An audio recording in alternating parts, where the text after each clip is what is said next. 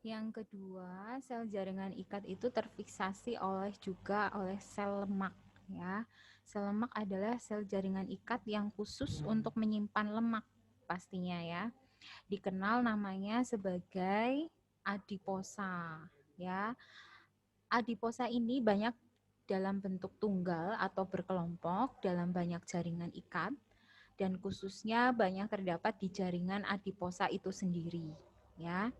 Sel lemak atau jaringan adiposa ini memiliki beragam ukuran yang dan bentuknya berdasarkan jumlah lemak yang terkandung di dalamnya. Jadi tergantung jumlah lemaknya.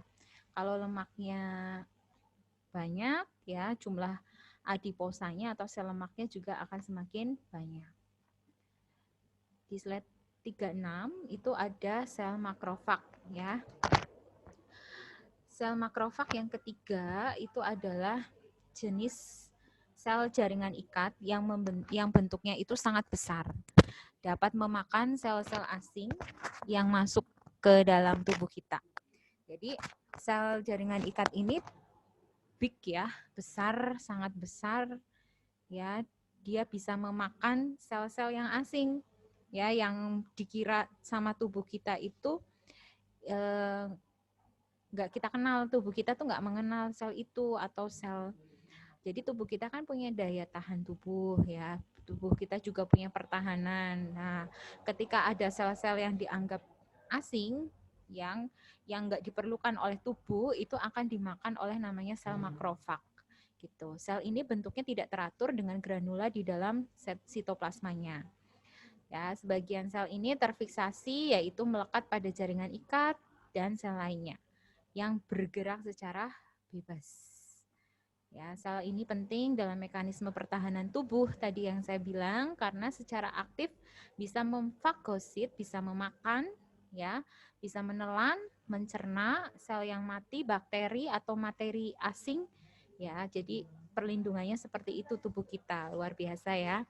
Aktivitas sel ini khas pada setiap sistem pertahanan tubuh di setiap organnya. Contohnya itu fagosit yang ada di alveoli paru-paru, ya. Jadi bisa memakan itu sel-sel atau benda asing yang kira-kira itu tidak dibutuhkan oleh tubuh, ya, itu dimakan, ya, di paru-paru, terus di monosit di dalam darah, benang-benang tadi halus, ya, atau fibroblast di nodus limfe atau di limpa tubuh kita.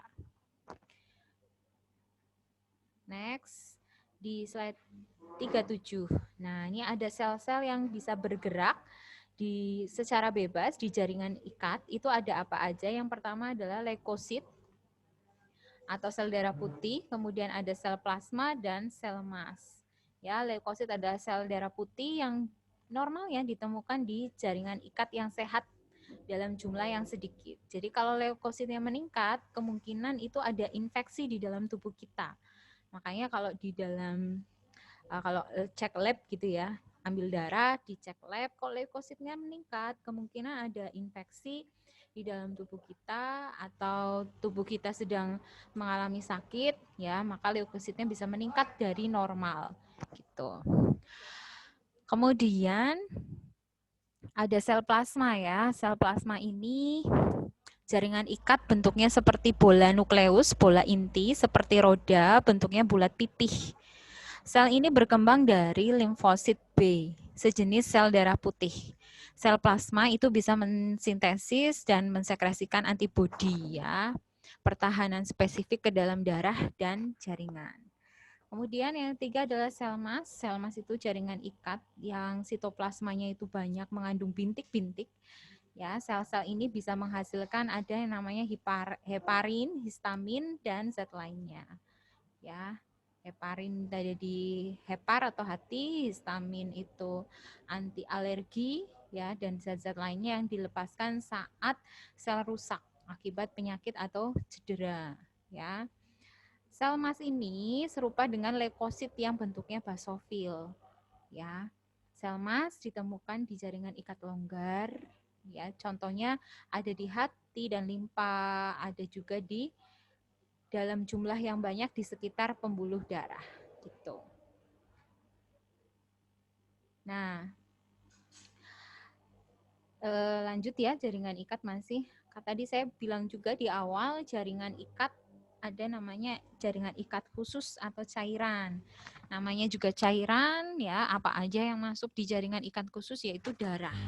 Ya, darah itu merupakan jaringan ikat khusus yang terdiri atas elemen bentuknya itu adalah sel darah ya, sel-sel darah dan trombosit. Suatu substansi di dalam seluler yang cair yang ada di plasma darah.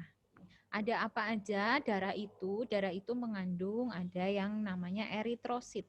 Eritrosit itu adalah sel darah merah, ya. Sel darah merah ini fungsinya adalah untuk transportasi oksigen, terutama biasanya oksigen yang ada misalnya di paru-paru gitu ya. Kemudian yang diedarkan ke dalam tubuh kita ya. Kemudian diubah menjadi karbon dioksida. Nah, itu eritrosit, sel darah merah. Sel darah merah ini apa namanya? Bentuknya itu bisa berubah-berubah karena sifatnya itu elastis ya, sel darah merah itu. Sifatnya elastis ya, terbukti dengan kemampuannya bisa masuk ke kapiler-kapiler atau pembuluh-pembuluh darah yang kecil, yang diameternya kecil. Pembuluh darah kita itu kecil kan, nah itu bisa masuk sampai itu kan, makanya elastis ya. Sel darah, sel-selnya itu elastis. Jumlah eritrosit ini besar, jauh lebih besar daripada sel darah yang lain ya. Jadi ini paling besar, paling banyak ya, daripada sel darah putih atau leukosit, daripada trombosit gitu ya, daripada plasma gitu ya. Kemudian yang kedua leukosit tadi ya, sel darah putih. Sel darah putih itu ada dua, yang pertama ada granular dan ada yang granular. Kalau yang agranular itu isinya ada limfosit dan monosit gitu. Limfosit itu selnya bulat, kecil ya. Ini intinya biasanya relatif besar, dikelilingi oleh sitoplasma gitu. Kalau monosit ya, monosit itu selnya agak besar, mengandung sitoplasmanya itu lebih banyak intinya. Lebih banyak intinya. Ya. Ini seperti jala-jala halus ya, kayak granula. Kemudian leukosit granular itu ada neutrofil, eosinofil dan basofil. Ya, neutrofil itu leukosit yang polimor nuklear atau yang ada di dalam darah, intinya memperlihatkan bentuk lonjong tidak teratur. Gitu, tidak teratur. Ya, ada dihubungkan dengan benang-benang kromatin. Kalau eosinofil itu leukosit asidofil agak lebih besar dari neutrofil. Jadi eosinofil ini agak lebih besar dari yang ini ya, neutrofil. Dia punya dua lobus ya. Kemudian ada basofil. Basofil itu tidak teratur ya, bentuknya kasar juga, bulat kasar ya, yang menutupi inti sel gitu ya. Intinya apa sih yang ada di leukosit? Ada dua, agranular, granular, apa aja ini gitu ya. Kemudian ada trombosit atau sel pembeku darah. Ya, sel pembeku darah ini namanya juga sel pembeku darah. Jadi ketika kamu misalnya keperang pisau ya, kena pisau tuh ya, berdarah kan, maka sel pembeku darah itu langsung bekerja di dalam tubuh kita gitu ya, berwujud cakram ya, bentuknya cakram gitu, kayak rem cakram gitu ya, cakram, nggak berwarna, jumlahnya itu variasi antara 200.000 sampai dengan 300.000 per milimeter darah ya gitu. Terus ini sel trombosit ini ya, keping darah itu diaktifkan itu mengandung lisosom yang bisa untuk mensekresi ya. Tadi yang misalnya tiba-tiba kok darahnya bisa nggak ngucur terus ya, karena peran apa? Karena peran trombosit atau sel pembeku darah itu ya.